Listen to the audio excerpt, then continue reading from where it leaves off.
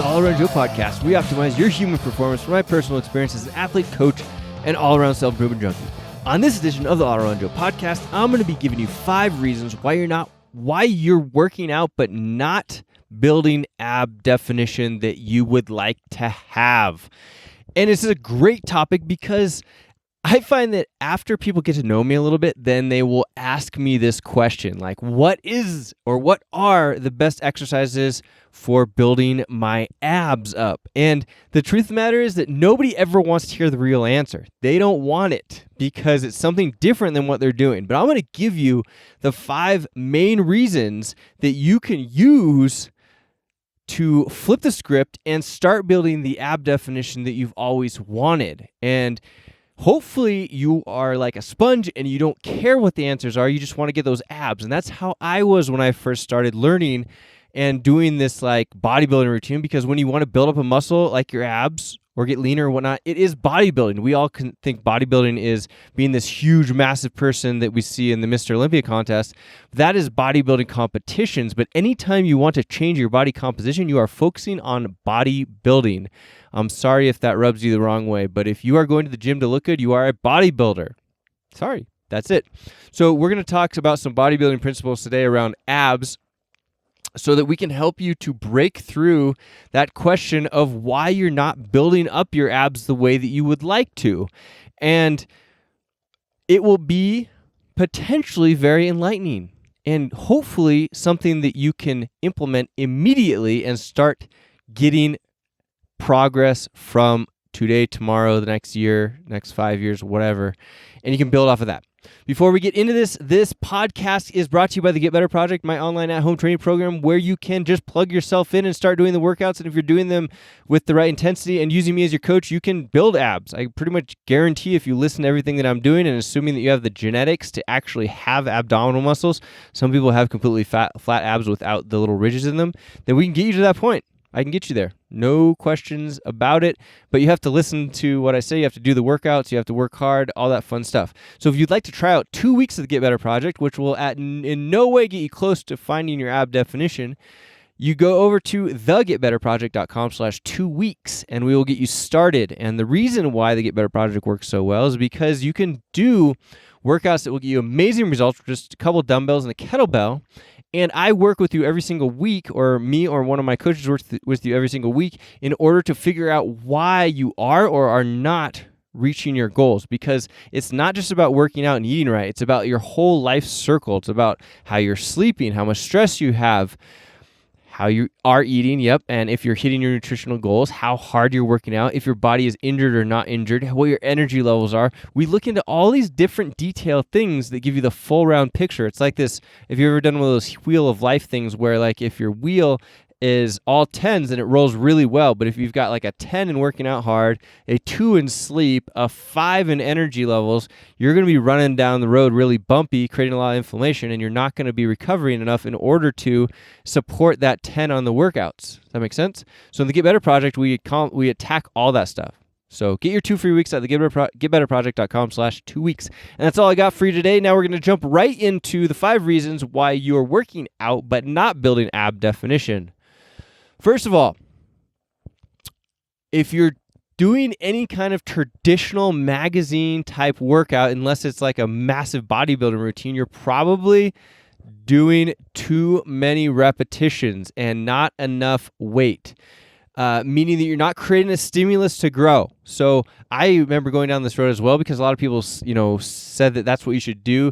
Your abs are endurance muscles, so do a whole bunch of reps. The truth is, if your abs are endurance muscle and you do a whole bunch of endurance reps, it doesn't create bigger, more defined abs. It just creates better endurance in your abdominal muscle. So if you're the type of person that's like, I do 500 crunches or 100 crunches every morning or whatnot, you're probably feeling your abs and you're creating a bunch of proprioception, which is great. So like your mind muscle connection, which is awesome, but it's not stimulating any kind of growth to make those things any better other than the fact that you're going to be really good at doing crunches. You're going to be able to endurance master at crunches. High five. It doesn't look good on the beach. So what you need is to create stimulus. And just like any other muscle, like if you want to build up big biceps or whatnot, you have to stimulate that muscle group by creating a environment to encourage growth. And what that means is that you're probably going to want to be in a rep range that will do that. And you need to stimulate that by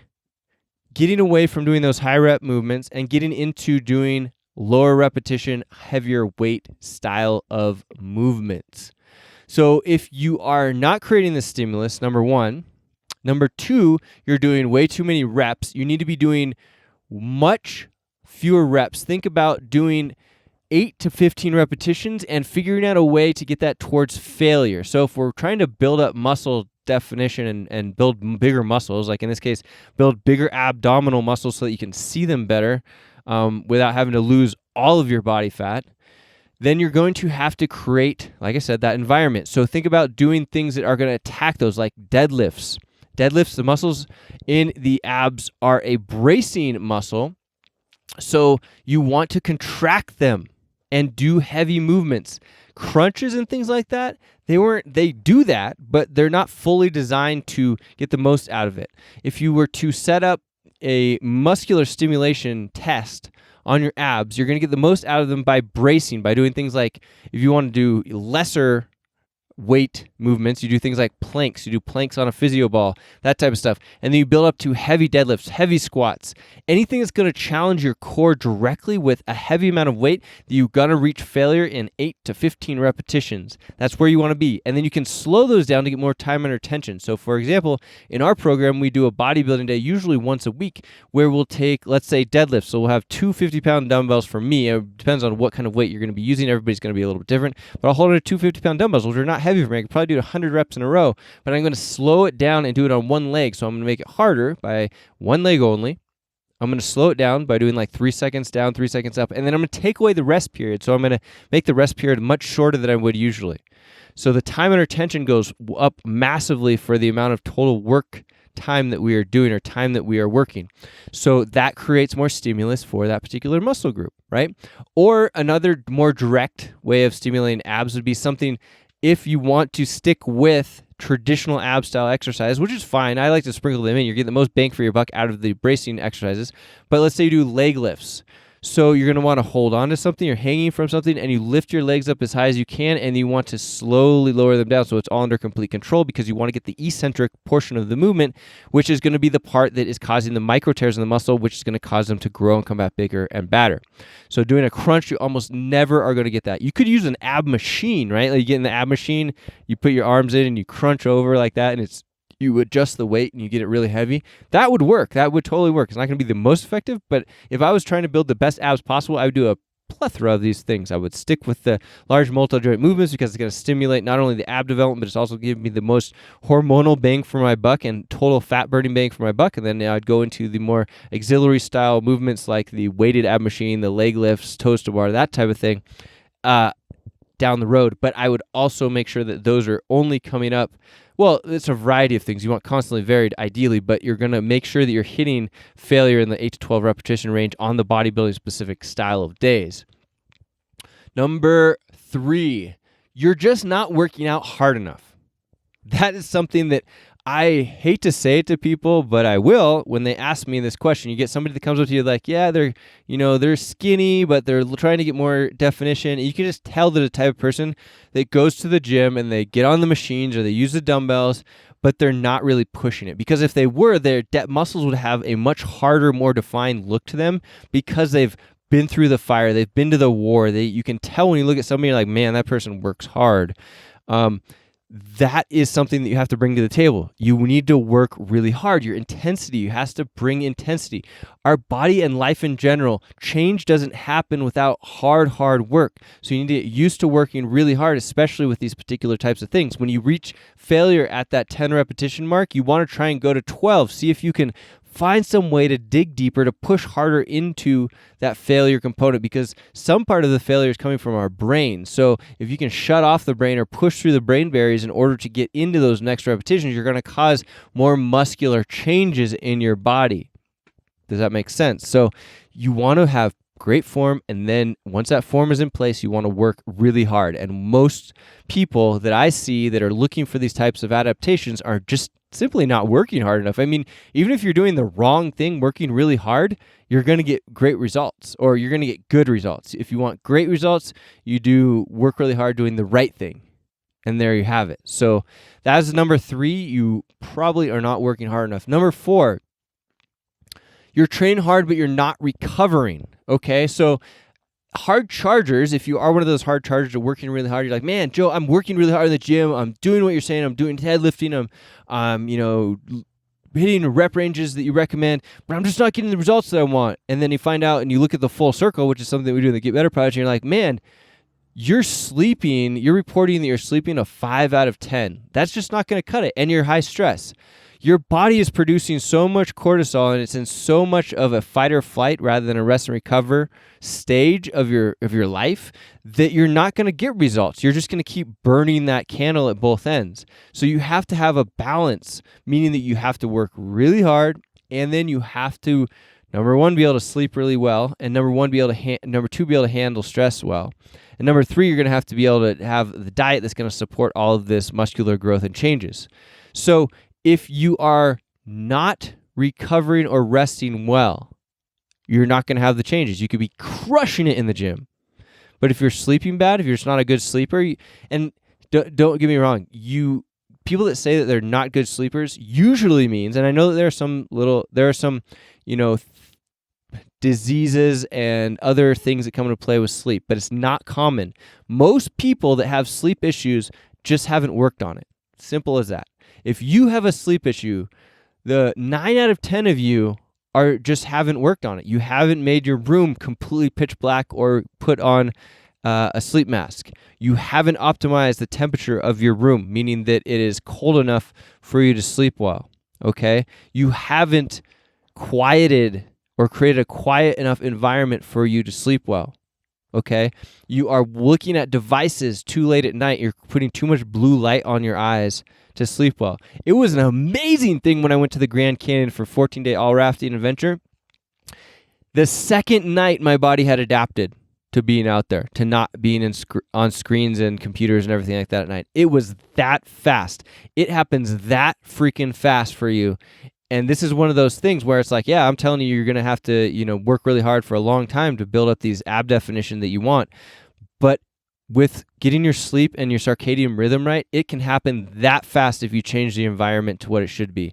So if you change the environment, like if you step out like I did, or create an environment where you step into it and there's no screens, right? There's the sun goes down, and when that happens, or at some point a few hours before you're going to go to bed, the screens and all of the blue light disappears, meaning the lights in your house are not white light, they're red light or no light.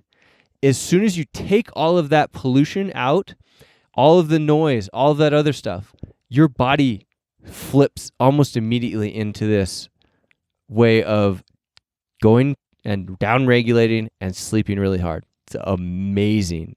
It's amazing.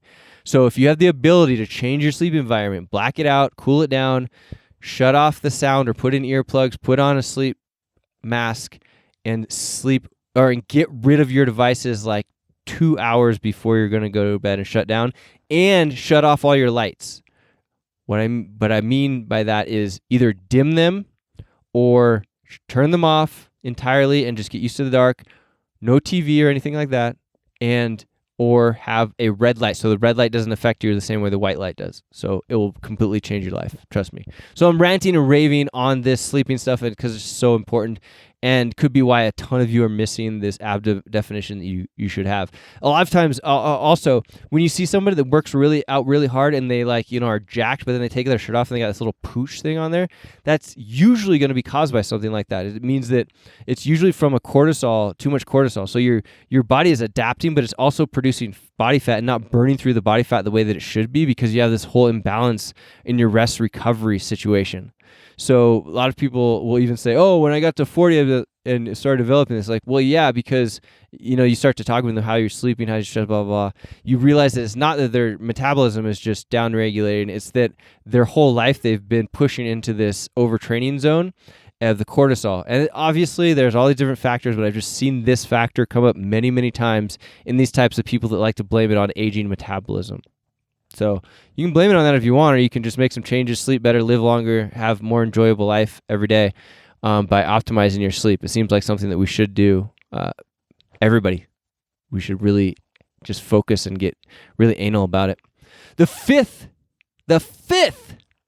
reason that you are not seeing the ab results that you would like, even though you're working out, is because you're expecting results too fast. People will get into the gym. They're like, I've got 3 months. I'm going to work hard. I'm going to do this program, and it's going to get me these results.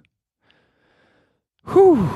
I'm sorry, but you need to have a long-term mindset for things like this, because you may be the type of person that steps into the perfect routine and you're able to optimize your sleep and you're able to optimize your diet and you're able to optimize your stress and you're working hard enough and all of these things come into play, and then in 3 months maybe you could, start seeing your great ab definition. But did you hear how many things had to be perfect in order for that to happen? It's hard. It's really hard, especially if you're living a normal life and you have a job or you have kids or something like that. It's much better to take a long-term approach, optimize, and really make a habit of one thing at a time so you get really good at working hard. And maybe on the side, we're also working on getting your sleep optimized, okay? And then we're looking at other things like, all right, what are the exercises that you are doing? How are you feeling about those particular things? How many repetitions are you doing? So we start to knock each of these particular things down one at a time. Then we come back around. All right, you're, improving. Now let's dial in your nutrition even more. So you taking a long-term approach. I like to tell people to take an approach of 2 to 5 years, because if you do that long, if you commit to like, hey, I'm going to figure out how to have abs and be really lean and ripped and look good and healthy, in 2 to 5 years, then you're going to create the habits around that you could jump in and out of that for your whole life. So if you work on that and get your abs dialed in and are super healthy and fit for 5 years straight, then in 10 years, if you've fallen off the wagon, you know exactly how to get back on that wagon. So let's say you have a heart attack or something like that 10 years later, or you have some sort of health complication because you jumped off the wagon and it wasn't positive for your life. Because you spent those 2 to 5 years actually training and working and living your life in a way that was going to internalize the way of doing this, the way of actually finding this ab definition, which trickles down to many other things, then you're going to be able to jump right back into it. Hopefully you stick with it for your whole life and you teach it to many other people, because our world needs more people like you to be doing that. But you're going to have now this internalized knowledge of knowing how to do it. And it's not really that hard. It's just habits, and you have to follow a certain pattern. And why our schools and educators and families and parents don't teach us these things, partly because they don't know, but the way that we feel like other things are more important than this is mind-boggling to me. It really is. It really is. You should know how to be healthy.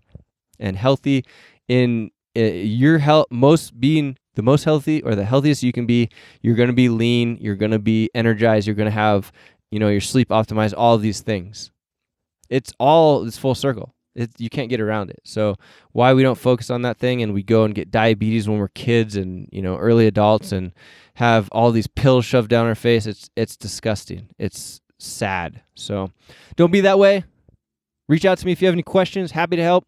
Love to have you in the Get Better Project, where I can help you personally optimize all of this stuff for you. Go to thegetbetterproject.com/2 weeks to start off with 2 weeks. That gets you into our program, and you can start interacting with us, on Facebook, via email, whatever it may be. You can ask questions on this podcast. We'd love to hear from you, and I hope that you are taking this seriously, taking action, and helping yourself and those around you. All right, guys.